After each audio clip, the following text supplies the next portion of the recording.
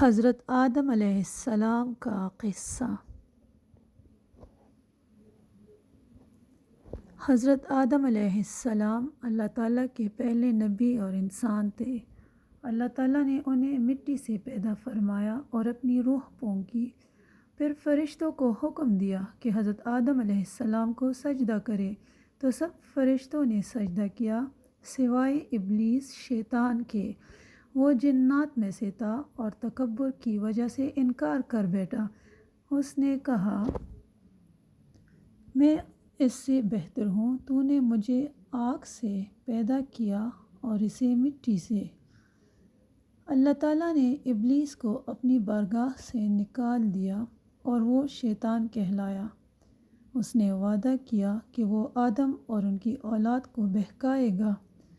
اللہ تعالیٰ نے حضرت آدم علیہ السلام کو جنت میں جگہ دی اور ان کی تنہائی دور کرنے کے لیے حضرت حوا علیہ السلام کو پیدا فرمایا۔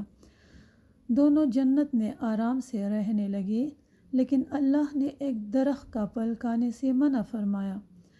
شیطان نے وسوسہ ڈالا، کیا میں تمہیں ہمیشہ کی زندگی کا راستہ نہ بتاؤں؟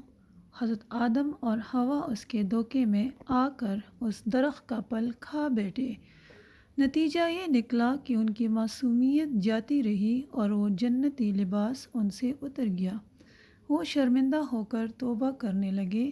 اللہ تعالیٰ نے ان کی توبہ قبول فرما لی، مگر بطور آزمائش انہیں جنت سے زمین پر اتار دیا اور فرمایا، اب تم زمین پر ایک دوسرے کے دشمن بن کر رہو گے، اور ایک وقت آئے گا جب میں تمہاری طرف ہدایت بھیجوں گا، جو اس کی پیروی کرے گا وہ کامیاب ہوگا۔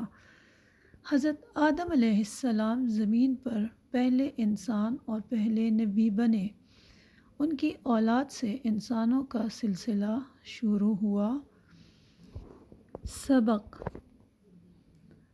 تکبر انسان کو اللہ کی رحمت سے دور کر دیتا ہے۔ شیطان ہمیشہ بہکاتا ہے، اس سے بچنا ضروری ہے۔ اللہ تعالیٰ توبہ کرنے والوں کو معاف فرماتا ہے۔ انسان کو دنیا میں آزمائش کے لیے بھیجا گیا ہے۔